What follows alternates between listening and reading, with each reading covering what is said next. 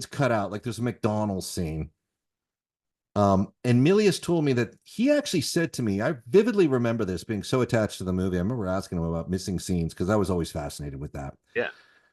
And he said not too much was cut out of it, but he did say there was a scene where they shoot a rocket through a farmhouse that they're seeing from a distance, and Yeah. inside is like a family frozen at the dinner table. Is that in the script? Yes. Yeah. They launched an RPG at it and it goes right through. Yeah, it goes right through and explodes behind it. Yeah. Yeah. Okay, that's great. So you read that.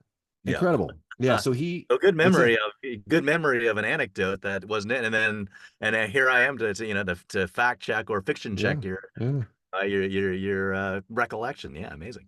Yeah, and he said something like it was some sort of it was symbol. Everything Milius does is, I think, on some level symbolic. And he said it was like the old try or like a family trying to maintain those family principles and basically dying with those principles. He had some explanation for it, but it was interesting. And beyond that, that was the one scene he outlined that had been cut out of it. And Milius doesn't, to my knowledge, make a cameo in this, though he often does in some of his other stuff, Conan and Big Wednesday. I didn't see him in this. I don't see him in this. Alexander Haig, though, was a major contributor to I wouldn't say the script, but to the tech in support of the script. So, what do you have a moment in this that you really like?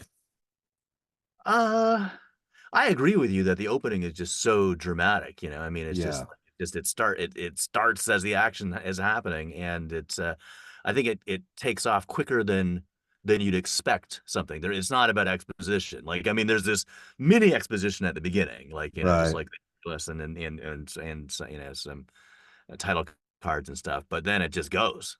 I mean, Yeah, that's the way to do that, right? So yeah, I think so. And he keeps it on a small town perspective, so it's like the broad Soviet American political elements, those are left out of the small town realities. Like they just know what's dropping in their backyard and they react. And of course, Hal's got a Star Wars hat on, a little throwback to John Milius's buddy George Lucas.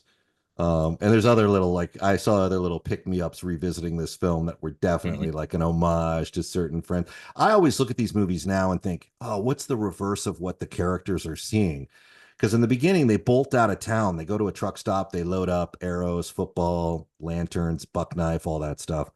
And they take to the mountains to live, not to become guerrillas, which they ultimately do, but they take to the mountains. And like American choppers come in at like rooftop level and blow a blockade apart. And I always think like, those are the characters I also want to know about. The guys flying the choppers into the town that's been taken by Soviet paratroopers. Like that's your little side story, comic sidebar, parallel universe storyline that's interesting, and they blow these guys up and the dudes get away. But I have to say too, the performances, for everyone who loves to jump on Milius as an extremist, and I constantly tell people he's not. I know it's hard for people to get their head around that, but he really is not. Not based on work you may know and you may see, but knowing the man himself, he was not an extremist. But he did know that, he wrote about situations like this where things go south.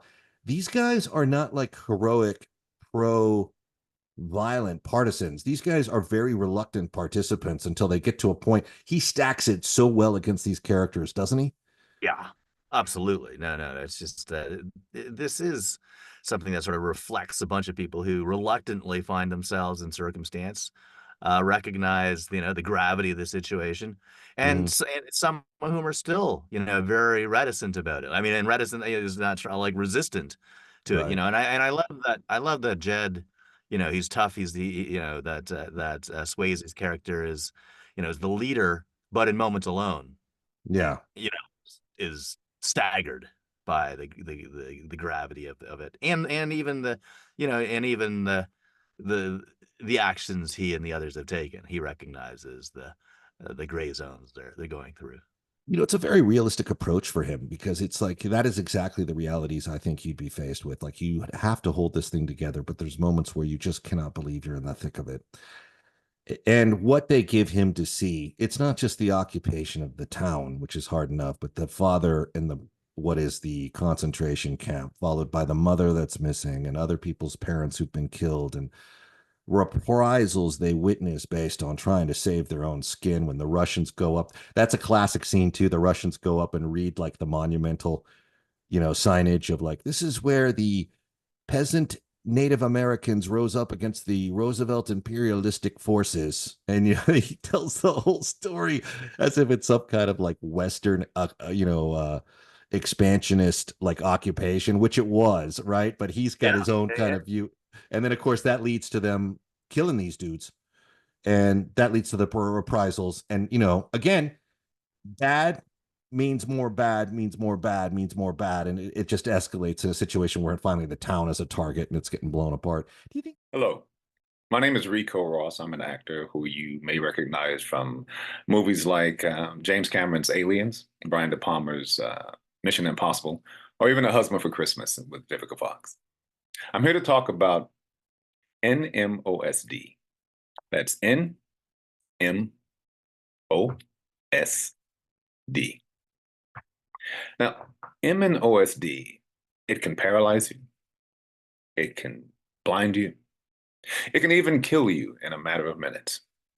But we're this close to finding a cure. And with that cure, here's a kicker. With that cure comes a cure for cancer. That's right, you heard me, a cure for cancer. The Guthrie Jackson Foundation, it's a charitable foundation. It's been around for about 15 years. And they bring together the best minds in medicine to find life-saving cures. So go to the Guthrie Jackson Foundation and donate today. As a matter of fact, do it now so you don't forget. That's what I'm doing. Take care of yourself and stay frosty.